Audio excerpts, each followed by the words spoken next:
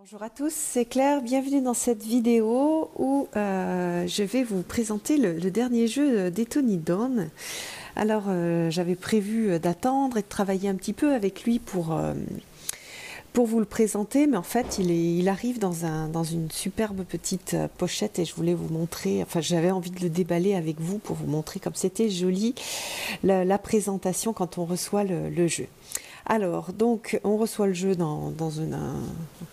il est arrivé par avion. J'ai une petite carte, voilà, Claire, merci. Et on profite de ton nouveau deck. On a la carte d'Ethony qui est super jolie. Voilà. Et puis là, elle nous conseille de se laver les mains avant d'utiliser les cartes. Voilà. Alors, donc on a une joli paquet dans du papier de soie. Je vais l'ouvrir, hop, doucement. Tac. Voilà. Non, pas voilà du tout. Je suis obligée de déchirer le papier. Bon, bah tant pis. Parce qu'il est collé à la boîte. Voilà. Alors, super jolie boîte. Après, hop, on va ouvrir le plastique. Je vais chercher des ciseaux.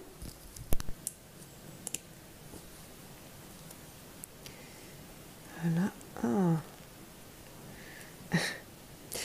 C'est un plastique, c'est pas un plastique tout fin, c'est un plastique qui protège bien. Du coup, j'ai pas envie de... Voilà. Hop. Alors, zouf, voilà.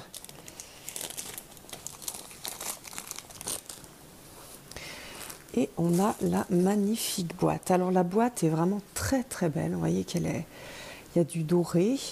Enfin c'est du saumon. Et puis c'est, qu'est-ce qu'on a derrière? Bad Witches, Tarot Deck et Guidebook, First Edition, créé et écrit par Ethony et l'art est par Lena Semenkova et Sacha Semenkova. Voilà. Alors ensuite, on ouvre la boîte. Waouh, c'est magnifique, regardez. Super joli. Et on a un petit livre d'accompagnement de la même couleur et puis les cartes. Oh, comme c'est beau. Magnifique aussi. Splendide. Alors, je vous conseille de faire très attention si jamais il vous plaît, que vous le commandez, quand vous allez l'ouvrir pour pas abîmer les cartes. Parce qu'elle a utilisé un papier un plastique qui est très très bien pour protéger parce qu'il est épais, mais par contre c'est un plastique qui est difficile à entamer. Après ça va, on peut ouvrir le jeu. Alors je le connais peu en fait ce jeu et du coup je vais vraiment le découvrir en même temps que vous. Oh là là là là, c'est vraiment une petite merveille, c'est magnifique, magnifique. Regardez le bord qui est une sorte de rose saumonné, c'est superbe. Le dos, même chose.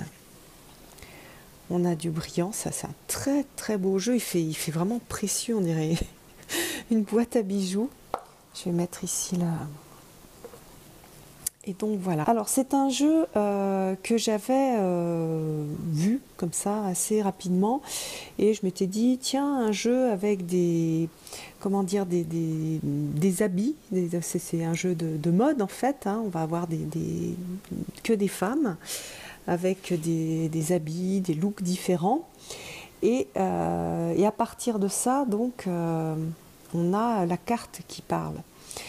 Au départ, je m'étais dit peut-être que c'est un jeu qui pourra paraître artificiel, mais en fait, je le trouve très intéressant parce que À travers les habits, on peut parler de plusieurs choses et de plusieurs niveaux. On peut parler par exemple de la persona, quel masque on met, quel masque on laisse savoir aux autres, comment est-ce qu'on se comporte en société. Si on va un peu plus profond, on fait tomber le masque, c'est aussi à quoi est-ce qu'on ressemble en tant que personnalité, qu'est-ce qui se joue pour ma personnalité, sachant que je redis ce que je dis très souvent, la personnalité c'est important, il n'y a pas que l'âme, c'est un travail conjoint entre la personnalité et l'âme. Donc on va travailler tous ces aspects de la personnalité et donc c'est un jeu qui va être très très intéressant pour guider dans des choses assez concrètes et qui pose aussi la question de qui je suis. Voilà, qui je suis, moi en tant qu'être humain, qui est-ce que je suis, quels sont les différents aspects, un peu quels sont, comment dire, voilà, j'ai ma garde-robe avec tous les aspects, tout ce que je peux représenter quand je vais courir, quand je vais travailler, quand je suis avec mes enfants, quand je vais jouer. Et là, c'est un petit peu la même chose. On a tous ces aspects de la personnalité et de la personne, en fait, qui sont représentés à travers ces habits. Alors, on a l'impression que c'est juste des robes, des habillements différents, mais il y a des choses qui sont très intéressantes. Par exemple, ici, on a les papillons qui représentent la mort-renaissance. Et je trouve aussi, par exemple, on peut travailler sur les couleurs avec une couleur qui a un côté très spirituel dans cette carte-là. Là, on a la tempérance, on reconnaît l'arc-en-ciel. Et là, en fait, on a en fait des traces des cartes d'origine dans chaque habillement. La qualité des cartes est excellente et le toucher est très très agréable. C'est un toucher très doux. Oui, j'adore. Alors, le diable. Donc on a vraiment, voilà, et par exemple ici la tour, on va avoir aussi les éclairs de la tour qui sont dans le manteau. On a tout un travail qui a été fait. Celle-ci, je l'adore, ce sont les étoiles, et on a les constellations qui sont représentées sur la robe. La lune, elle est très très très très belle. C'est le type de... Je pourrais presque m'habiller comme ça, j'ai des choses qui ressemblent à ça. En plus, il y a le loup, elle est superbe. Donc c'est facile aussi de se projeter dans les personnages, donc ça fait aussi un jeu qui est propice à la projection. Sachant que c'est un jeu qui va plus travailler les énergies féminines, puisqu'on n'a que des femmes dans ce jeu-là. Voilà, le monde, on a une danseuse. Et puis donc après, je découvre avec vous les pentacles. Vous voyez ici on a l'équilibre, on retrouve l'équilibre. On a la ceinture, une ceinture avec les 3 deniers. Donc il faut que je prenne le temps un peu de les regarder, mais il y a des significations qui me sautent aux yeux tout de suite. La richesse qu'on garde pour soi ou la richesse qu'on protège en soi. Ah, j'adore. Bon, les cartes au niveau esthétique, elles sont vraiment magnifiques. Là, on retrouve en fait les vitraux en fait dans les cathédrales, le partage, le 8 de Pentacle, le 9. Chaque personnage joue bien son rôle en fait dans la carte. Regardez comme elle est belle celle-ci.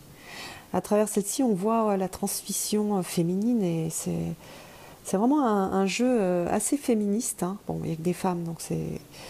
Mais au-delà de ça, il y a quelque chose sur la lignée féminine et sur toutes les facettes de la femme. Vous voyez, entre le page, le cavalier, la reine. J'aime aussi parce qu'on a des personnages un peu de toutes les origines, de toutes les formes. Et vous voyez qu'en bas, on a le symbole, là, qui est le symbole des bâtons. On avait le symbole des pentacles. Alors là, ce sont les majeurs avec la lune. Et les pentacles, vous voyez, on a ce symbole-là. Et le fond des cartes aussi est différent. Ici, on a du vert. Là, on a du rouge, enfin du rose. J'adore, j'adore. J'adore celle-ci. Vous voyez qu'il y a on a 3 âges de la femme.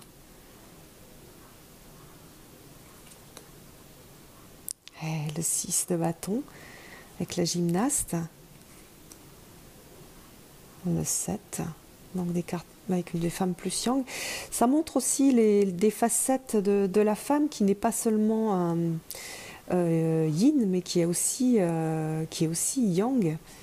Et qui a aussi des aspects yang dans son essence de femme.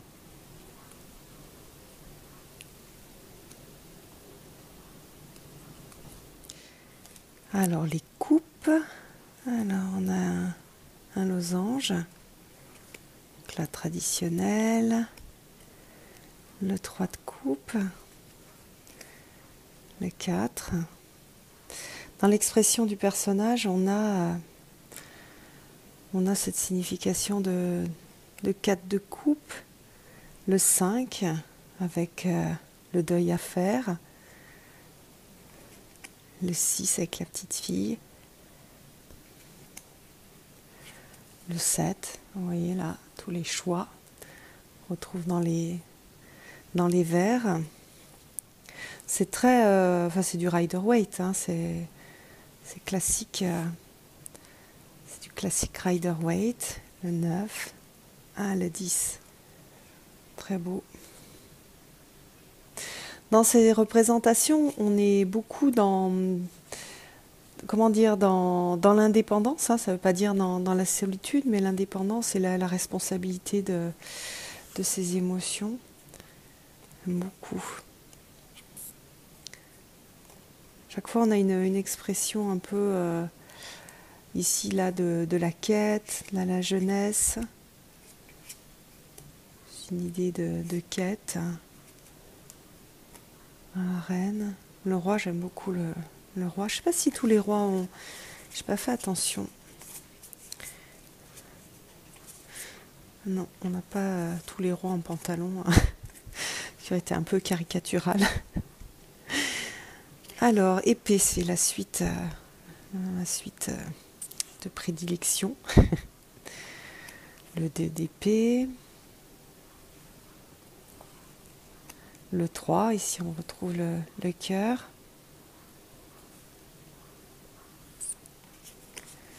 Le 4 d'épée. J'aime bien la stature du personnage, la force qu'elle dégage. Elle a déposé les armes, mais elle est encore en tenue. Basket. Le 5. Et là, on a plus le 5 d'épée avec au niveau mental plus qu'au niveau physique. On est plus sur quelque chose, oui, de mental, de psychologique que physique. Le 6. Part en voyage. C'est super beau. Ça fait très les années 60, j'adore. Ah, le 7, j'adore aussi. J'adore. Le 8, le 9 et le 10. Donc pas quelque chose de sanglant, mais quelque chose plutôt de plus psychologique à nouveau. Le page, le cavalier, la reine. Ah, j'adore. Le roi. Superbe. C'est vraiment un super beau jeu. Je vais laisser là. Alors, on va regarder un tout petit peu dans le guidebook. Introduction. Je ferai peut-être une autre review pour vous montrer un tirage avec. l'anatomie.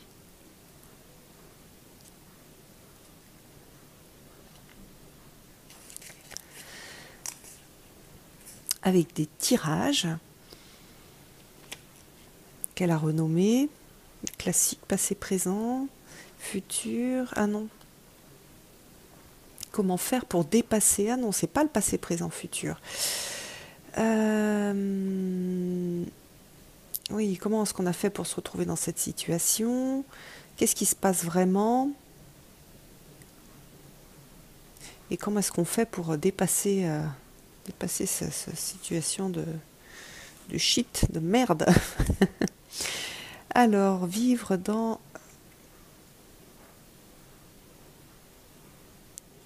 Ah, donc ça, c'est pour lâcher prise avec un amour passé. Pour se rendre irrésistible. Ah là, ça y est, on a quelque chose de plus spirituel. Je découvre avec vous. Et puis après, alors, les significations, c'est super intéressant. On a la signification, le boudoir, donc ça, c'est plus au niveau relationnel. Je regarde un peu, new relationship.